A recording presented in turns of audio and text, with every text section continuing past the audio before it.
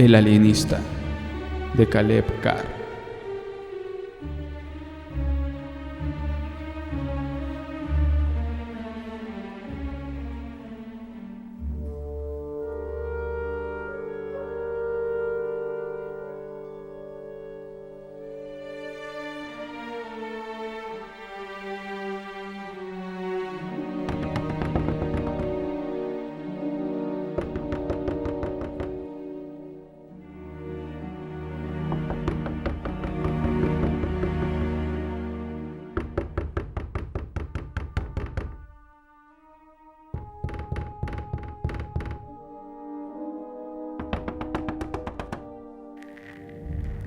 Unos espantosos golpes en la puerta de la casa de mi abuela, en el número 19 de Washington Square, obligaron primero a la doncella y luego a mi abuela a asomarse a la puerta de sus dormitorios.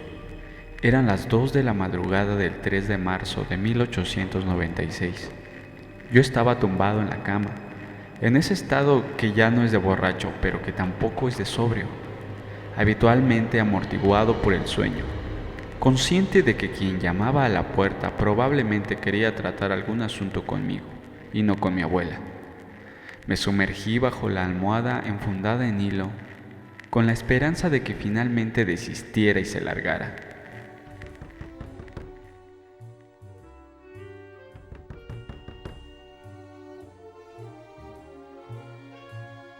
Señora Moore, están armando un terrible alboroto. ¿Quiere que vaya a ver quién es? Por supuesto que no. Despierta a mi nieto Harriet. Seguramente se ha olvidado de pagar alguna de sus deudas de juego. Entonces oí pasos que se dirigían a mi habitación y decidí que sería mejor prepararme. Desde la ruptura de mi compromiso con la señorita Julia Pratt de Washington, unos 2 años atrás, vivía con mi abuela, y durante todo ese tiempo la anciana se había vuelto más escéptica acerca de cómo pasaba yo mis horas libres. Yo le había explicado repetidamente que, como reportero de información policial para el New York Times, se me requería para visitar muchos de los distritos y locales menos recomendables de la ciudad, pero ella recordaba demasiado bien mi juventud para aceptar sin duda una historia tan rebuscada. El estado en que habitualmente llegaba a casa por las noches reforzaba sus sospechas de que era mi disposición de ánimo y no mis obligaciones profesionales lo que me arrastraba cada noche a salones de baile y a las mesas de juego del Tenderloin. Así que comprendí, después de haber escuchado la observación sobre el juego que mi abuela le hacía a Harriet, que en aquellos momentos era crucial proyectar una imagen de un hombre sobrio, con serias preocupaciones. Así que me embutí en un kimono negro, me alicé el corto cabello para que me cayera sobre la frente y abrí altaneramente la puerta en el mismo instante que la doncella iba a llamar. Harriet, no es necesario que se alarme. Estaba revisando unas notas para mi artículo y he descubierto que necesitaba cierto material de la oficina. Sin duda ha de ser el muchacho que me lo trae ahora. Mientras Harriet asentía confundida, bajé al trote por la mullida alfombra persa que cubría las escaleras. Entonces retumbó la voz de mi abuela. John, ¿eres tú? No, abuela. Soy el Dr. Holmes. El Dr. Holmes era un asesino abominable, sádico y estafador que en aquellos momentos aguardaba que le colgaran en Filadelfia. La posibilidad de que pudiera escapar antes de acudir a su cita con el verdugo y que viajara hasta Nueva York para liquidar a mi abuela era, por algún motivo inexplicable, la gran pesadilla de aquella mujer. Me acerqué a la puerta de su dormitorio y estampé un beso en su mejilla, que ella aceptó sin una sonrisa, aunque complacida. No seas insolente, John. Es tu cualidad menos atractiva. Y no creas que tus modales encantadores van a conseguir que me sienta menos molesta. Los golpes en la puerta arreciaron de nuevo, y seguidamente se oyó la voz de un muchacho gritando mi nombre. El fruncimiento de cejas de mi abuela se hizo más profundo. ¿Quién demonios es ese? ¿Y qué quiere? Creo que es el chico de la oficina. dije para mantener la mentira, pero impaciente por conocer la identidad del muchacho que con tanta furia se ensañaba con la puerta. ¿De la oficina? Pues bien, ve a abrir. Proseguí veloz, aunque con cuidado, hasta el final de la escalera, donde me di cuenta que en realidad conocía la voz que me había estado llamando. Aunque no podía identificarla con precisión, tampoco me tranquilizaba el hecho de que fuera la voz de un muchacho, pues los ladrones y asesinos más feroces que me había encontrado en el New York de 1896 eran simples mozalbetes.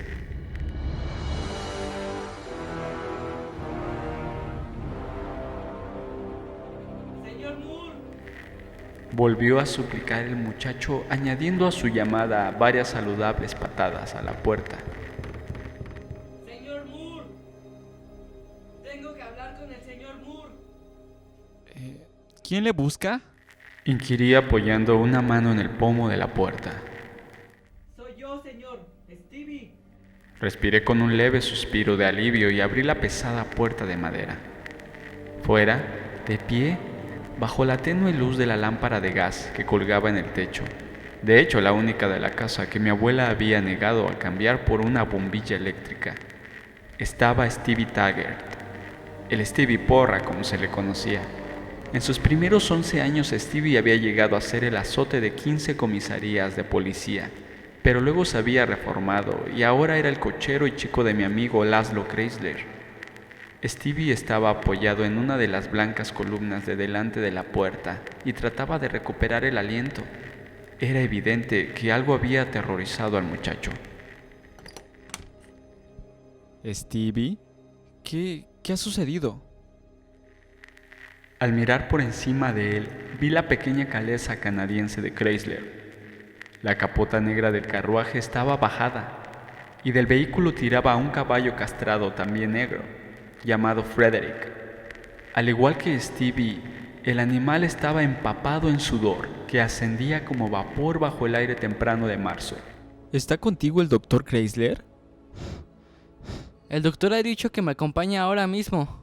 ¿Pero a dónde? Son las 2 de la madrugada, por Dios. No, ahora mismo. Era obvio que Stevie no estaba en condiciones de explicarse, así que le dije que aguardara a que me vistiese. Mientras lo hacía, mi abuela me gritó a través de la puerta de mi dormitorio que lo que ese peculiar doctor Kreisler y yo nos propusiéramos hacer a las 2 de la madrugada seguro no era nada respetable. Procuré no hacerle caso. Volví a salir a la calle y subí al interior del carruaje mientras me cubría con el abrigo de tweed. Aún no había tenido tiempo de sentarme cuando Stevie fustigó a Frederick con su largo látigo. Al caer hacia atrás sobre el asiento forrado de piel color castaño, pensé en reprender al muchacho, pero de nuevo me sorprendió la mirada de terror que vi en su rostro. Me sujeté mientras el carruaje se tambaleaba a una velocidad peligrosa sobre los adoquines de Washington Square. El traqueteo y los botes solo cesaron en parte cuando doblamos por el pavimento de losas largas y anchas que cubrían Broadway. Nos dirigíamos al centro y este del barrio de Manhattan, donde Laszlo Kreisler ejercía su profesión y donde a medida que uno iba internándose en el Lower East Side, la vida se hacía más barata y sórdida. Por un momento pensé que tal vez le hubiera ocurrido algo a Laszlo. Sin duda, esto habría justificado el modo irritante con que Stevie azotaba y conducía a Frederick, un animal al que yo sabía que Stevie acostumbraba a tratar con absoluta amabilidad. Kreisler era el primer ser humano que había conseguido de Stevie algo que no fuera un mordisco o un puñetazo. Y ciertamente la única razón de que aquel mozalbete no estuviera todavía en esa institución de Randall's Island, tan eufemísticamente conocida como el refugio de los muchachos. Además de ser, tal como la había descrito la policía, ladrón, carterista, borracho, adicto a la nicotina, señuelo, miembro de una banda que atraía incautos al sitio donde se jugaba y se apostaba y una amenaza congénitamente destructiva, y todo eso a la tierna edad de 10 años. Stevie había atacado y herido gravemente a uno de los guardianes de Randall's Island. asegurando que éste había intentado abusar de él. Teniendo en cuenta que el guardián tenía esposa e hijos, se había cuestionado la honestidad del muchacho y su estado mental, momento en el que había hecho su aparición Chrysler, uno de los mejores expertos de aquel entonces en psiquiatría legal. Respecto a la cordura de Stevie, Chrysler expuso durante el juicio un retrato maestro de la vida del muchacho en las calles desde que tenía 3 años, cuando fue abandonado por su madre, la cual prefirió el vicio del opio al cuidado del pequeño, para convertirse finalmente en la amante de un chino que le proporcionaba la droga.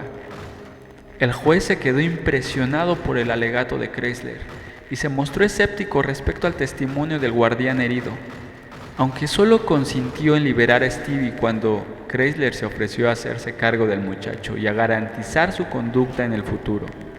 En aquel entonces yo pensé que Laszlo era un loco, pero no cabía duda de que en solo un año Stevie se había convertido en un muchacho muy distinto. Y como casi todos los que trabajaban para Laszlo, el chico era absolutamente fiel a su patrón, a pesar de aquel peculiar distanciamiento emocional de Chrysler que resultaba tan desconcertante para muchos de los que a él le conocían. Stevie, ¿dónde está el doctor Chrysler? ¿Se encuentra bien? Con sus ojos azules muy abiertos contestó: Está en el instituto.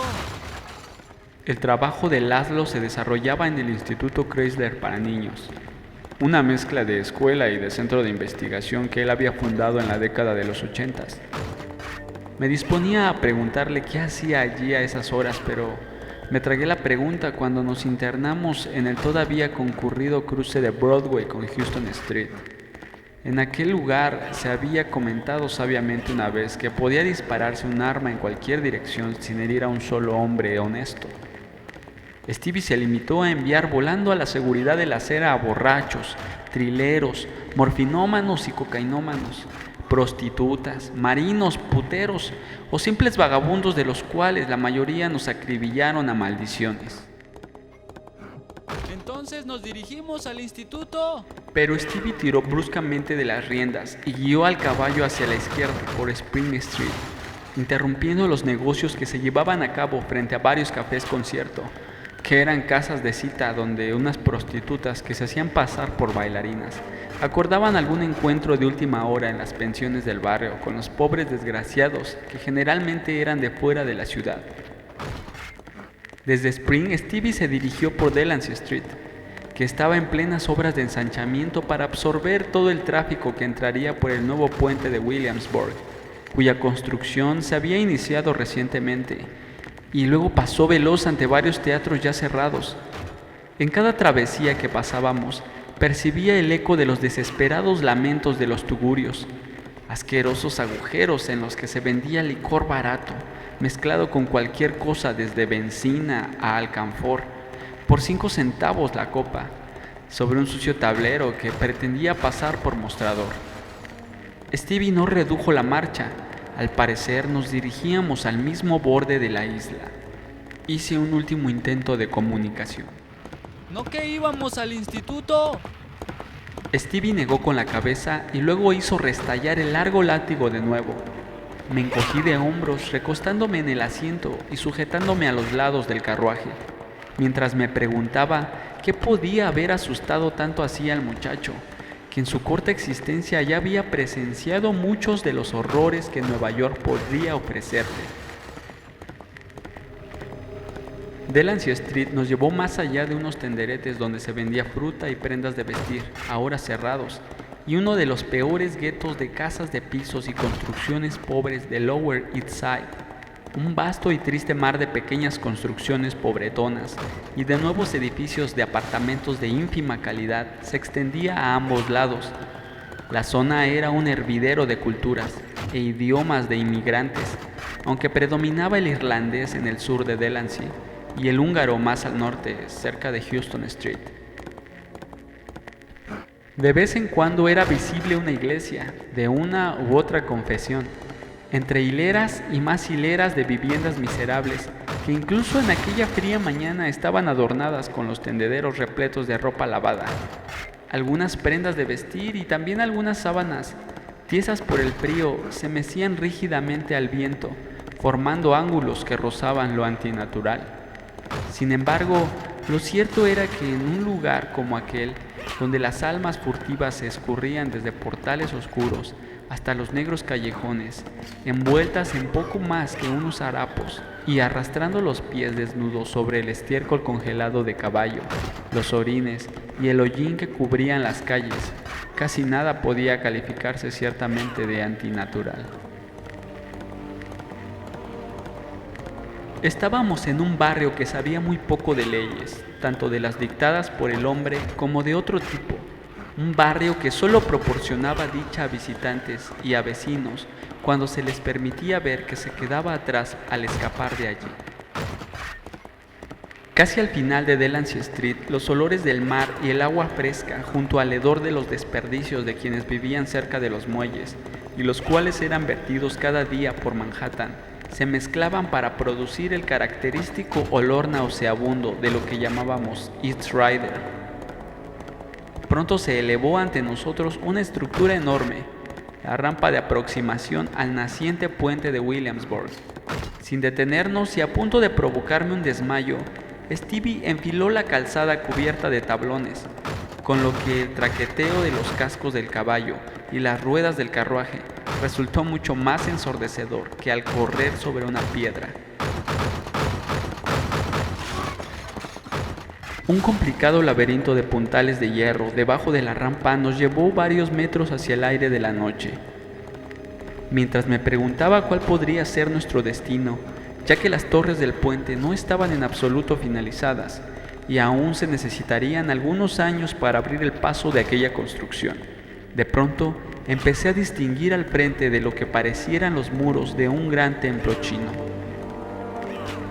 Aquella peculiar construcción, compuesta por enormes bloques de granito y coronada por dos atalayas de poca altura, cada una rodeada por una delicada pasarela de acero, era el anclaje del puente por el lado de Manhattan, la estructura que finalmente sujetaría un conjunto de los extremos de los enormes cables de acero en suspensión que aguantarían la parte central del puente.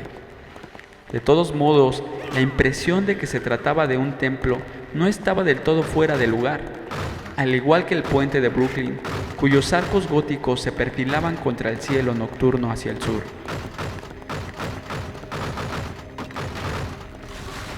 Aquel nuevo paso sobre el río era un lugar donde la vida de muchos trabajadores se sacrificaría a la fe de la ingeniería, la que en los últimos 15 años había producido tantas maravillas por todo Manhattan. Lo que yo no sabía era el sacrificio de sangre que había tenido lugar en lo alto del anclaje occidental del puente de Williamsburg. Aquella noche en particular era de naturaleza muy distinta. Cerca de la entrada a las atalayas, en lo alto del anclaje, de pie bajo la mortecina luz de unas cuantas bombillas eléctricas y un empuñado de linternas, había varios policías con la pequeña insignia de bronce que les identificaba como pertenecientes a la comisaría del Distrito 13, ante la que acabábamos de pasar por Delancey Street. Con ellos había un sargento del Distrito 15, lo cual me pareció muy extraño. En los 2 años que llevaba cubriendo la información delictiva para el Times, por no mencionar toda mi infancia pasada en Nueva York, había comprobado que cada comisaría del distrito de la ciudad defendía celosamente su territorio. De hecho, a mediados del siglo, las distintas facciones de policías habían llegado a luchar abiertamente unas contra otras. Algo importante habría pasado para que los hombres de la 13 hubieran recurrido a uno de la 15. Finalmente, Stevie frenó el caballo cerca del grupo de gabanes azules. Saltó al suelo y sujetó del bocado al jadeante caballo, conduciéndolo a una lateral de la rampa, cerca de una enorme pila de materiales de construcción y herramientas. El muchacho examinó con su habitual recelo a los policías. El sargento de la comisaría del Distrito 15, un irlandés alto, cuya cara pálida se destacaba únicamente porque no lucía el poblado bigote tan común en los de su profesión, avanzó hacia Stevie y lo examinó con una sonrisa intimidatoria. Tú eres el pequeño Stevie Taggart, ¿verdad? Supongo que el comisario no me habrá llamado hasta aquí para que te dé un tirón de orejas. Basurita. Bajé del coche y me acerqué a Stevie, quien lanzó una hosca mirada al sargento. No hagas caso, Stevie. A veces la estupidez no está reñida con el casco de un pisacalles.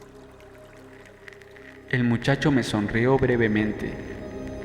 ¿Pero te importaría decirme qué estoy haciendo aquí? Stevie señaló con la cabeza la atalaya norte y seguidamente sacó un cigarrillo de uno de sus bolsillos. Allá arriba. El doctor ha dicho que suba usted. Empecé a dirigirme a la entrada del muro de granito, pero Stevie se quedó junto al caballo. ¿Y no vienes conmigo? El muchacho se estremeció y volvió la cabeza para encender el cigarrillo. Ya lo he visto una vez y no pienso volver a verlo. Cuando esté listo para regresar a casa, señor Moore, me encontrará aquí. Son instrucciones del doctor. Sentí que mi aprehensión iba en aumento al dar media vuelta y dirigirme a la entrada, donde el abrazo del sargento de la policía me interrumpió el paso. ¿Y quién es usted para que el joven Stevie Porra haga de cochero a estas horas tan poco recomendables? Este es el escenario de un crimen, ¿sabe? Le proporcioné mi nombre y mi profesión, y entonces me sonrió, mostrándome un impresionante diente de oro.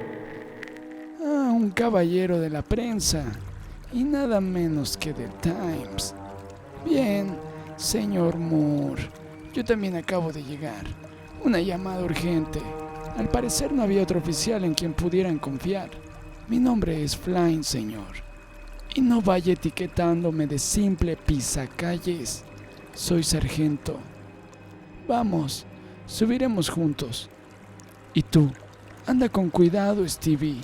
O de lo contrario volverás a Randall's Island más veloz que un escupitajo. Stevie se volvió hacia su caballo.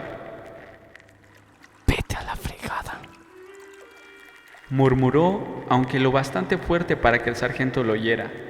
El sargento Flynn se volteó con una mirada de odio mortal, pero al acordarse de mi presencia se contuvo. Este muchacho es incorregible, señor Moore. No acierto a entender que es un hombre como usted en su compañía. A menos que lo necesite como contacto en el mundo de Lampa. Vayamos arriba, señor, y tenga cuidado. Está más negro que el carbón. Y así era. Dando traspiés y chocando por todos lados, subí un tosco tramo de escaleras, al final de las cuales divisé el perfil de otro pisacalles. El policía de la comisaría del Distrito 13 se volvió al oír que nos acercábamos y luego llamó a alguien. Es Flynn, señor. Está aquí. Salimos de las escaleras a una pequeña estancia llena de caballetes, planchados de madera, cubetas con remaches y trozos de metal y tubos. Unos amplios ventanales facilitaban una vista completa del horizonte en ambas direcciones. La ciudad a nuestras espaldas y al frente el río y las atalayas del puente parcialmente construidas. Una puerta conducía a la pasarela que circundaba la torre. Junto a la puerta había un sargento detective, un tipo de ojos rasgados y barba, llamado Patrick Connor, a quien conocía de mis visitas a la jefatura en Mulberry Street. A su lado y mirando hacia el río, con las manos cruzadas en la espalda y balanceándose sobre las puntas de los pies, había una figura que me era mucho más familiar. Theodore. Ah, sargento Flynn. Me temo que es un asunto bastante desagradable el que ha motivado nuestra llamada. Algo muy desagradable. Mi inquietud se agudizó de repente cuando Theodore volteó el rostro hacia nosotros. No había nada fuera de lo normal en su aspecto. Llevaba un traje a cuadros bastante caro y ligeramente elegante, como los que acostumbraba a vestir en aquel entonces. Unas gafas que eran al igual que los ojos que había detrás, demasiado pequeñas para su cabeza recia y cuadrada. El poblado bigote tieso bajo la ancha nariz. No obstante, su rostro me parecía excesivamente extraño. Y entonces me di cuenta, los dientes sus armoniosos dientes, que por lo general mantenía apretados en aquellos momentos, eran visibles. La mandíbula estaba fuertemente cerrada, al parecer por una intensa rabia o pena. Algo le había afectado terriblemente. Su desaliento pareció agravarse cuando me vio. Pero Moore, ¿qué rayos haces aquí? Oh, sí, yo también me alegro de verte, Roosevelt. Logré formular a través de mi nerviosismo, tendiéndole la mano. Me la estrechó, aunque esta vez no me dislocó el brazo. ¿Qué? Lo siento, Moore. Yo también me alegro de verte, por supuesto, pero ¿quién te ha dicho? ¿Decirme el qué? El muchacho de Chrysler me ha secuestrado y me ha traído aquí, obedeciendo sus órdenes y sin apenas una palabra de explicación. ¿Chrysler? Sí, Chrysler ha estado aquí. ¿Quiere decir que ya se ha ido?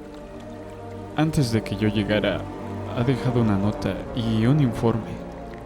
Theodore me mostró un trozo de papel que sostenía en la mano izquierda, uno preliminar en cualquier caso.